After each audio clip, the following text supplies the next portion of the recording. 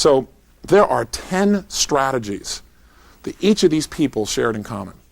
And the strategies vary, but I can give you a few of them. First of all, the number one strategy that all these people share is they have the ability to affect their own emotional state. Selling is transference of emotion. And if you're in a situation where you're frustrated, you're angry, you've made a call, somebody's treated you harshly, and you don't manage your state, it shows up in the next cold call you make. It shows up in the next person that you're with, and it affects your income and the quality of your life. Every one of these top producers has an ability to really manage his own state. Secondly, he's learned to manage the customer state. You can be all pumped up, and you're all excited and be over gradient. You got to be able to enter somebody else's world and take them from wherever they are. Maybe they're a little afraid about you. Maybe they don't trust you. Maybe you're what they call a salesperson, and they know what that means, and they don't want any part of that. You got to be able to change their states, a little bit of their way of looking at you.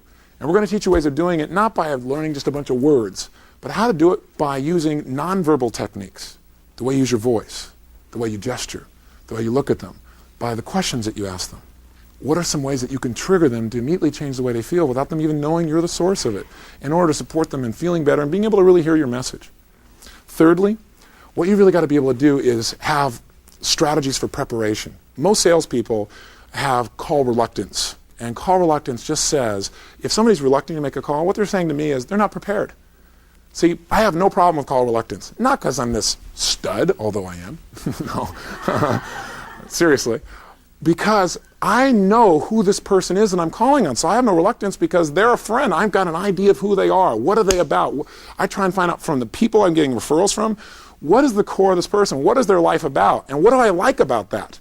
What do I like about this person before I even meet them? So I want to meet them, number one, and I'm prepared. I know who this person is. I know what my product is. I know how I can benefit them, and in my gut, I believe it before I ever walk in the door. And you go, well, Tony, what if I'm cold calling, just knocking on doors? I can still be prepared, because if I'm going to walk into an office, I know the kind of person that's going to be there overall. I know the kinds of desires and needs that people have in a particular area of business. And so I can picture in my mind what they're like, so I have no call reluctance. So we're going to talk about how to prepare yourself, both physically, so you know enough about the customer, emotionally, so you're ready, so you know no matter what objection they give you, you're prepared. Because I'm curious. When somebody says to you things like, well, I really need to think it over. Call me in a week. Or somebody says, I'm just not interested. Or somebody says, you know, it just costs too much, and I can't do it, not now. What's your emotional response? Do you kind of think inside? Or do you go, oh, great, I get to show them a new possibility?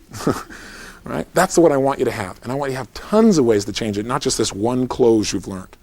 Fourth strategy is strategies for effective prospecting. Not only preparing, but what do you do when you meet the prospect so that you can immediately get their attention? Let me just say this to you.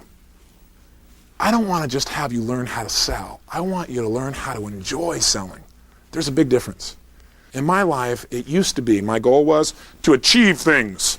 And I got really good at setting goals and achieving them. But I don't know if you've noticed what's happened in your life. It's at least happened in my life. And that is, I set these big goals and I went and I achieved them. And then once I got them, I said, is this all there is? You know, it's like anywhere from the first 5 days to maybe the first 55 days, it was wonderful. But after that, it was like, well, it's nice. And so what I've begun to realize in my life is that I used to be so outcome-oriented that that's what my whole life was about. And if something happened, I didn't get things the way I wanted right at that moment, I'd be stressed. What I've learned to do is really learn to enjoy the process while I commit and get the outcome. You know, life is a process, not an outcome, not a goal. And so I think it's important we live it along the way. So I want to share with you not just how to influence people, but how can you really thoroughly enjoy it. That's part of my outcome here with you. So knowing how to thoroughly enjoy prospecting is as important as knowing how to prospect. And it's more important in my mind than just being effective at it.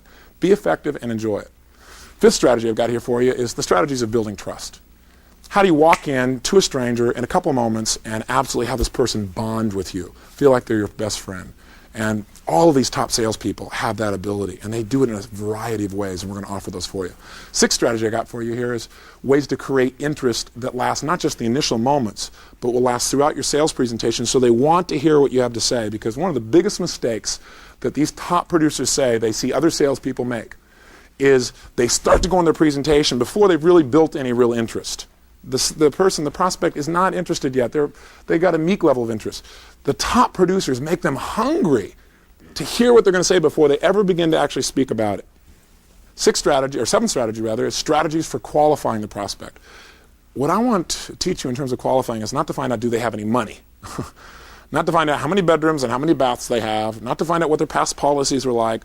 What I want you to find out is the core emotion that drives this person that they want more than anything in life. What is the core emotional needs?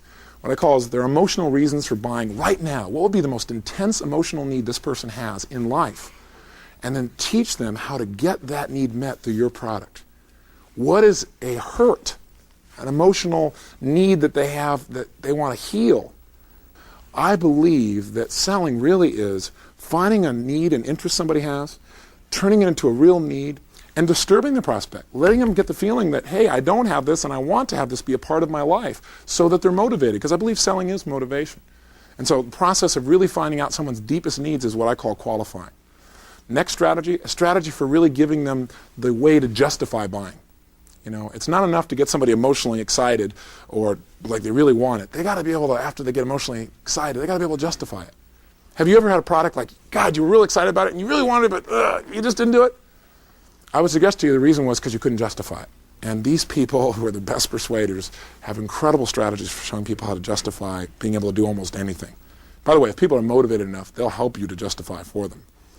And the last two are strategies for closing and commitments. How do we take any kind of objection somebody can give us and turn it around with ease and where they enjoy it?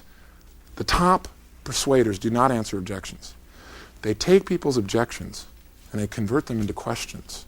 You can't answer an objection, but you can answer a question. And there's a big emotional difference between answering an objection and answering a question. We're going to teach you the techniques that they use to do that. You'll find them very powerful and you'll enjoy, again, handling objections. Somebody gives you an objection, you go, oh, there's a question that needs to be answered, and you'll be able to have that person feel like all it is a question, not an objection. And lastly, how do you make sure that you button up the sale? That is, how do you make sure that this sale is going to last so that when you walk back outside that door, that you aren't in a situation where you're trying to figure out how you're going to make sure that it stays in there. You're not going by and checking your phone messages to see if they've called to say, well, we've changed our mind. Well, you absolutely know that sale is going to last, and this person is going to help you to get multiple sales. That the time you spend here doesn't end with the few moments you spent with them, but moves on. Now, we've talked about a couple things. We want to increase the quality of life. I want you to take control of the strongest power that I know of to shape destiny, the power to influence.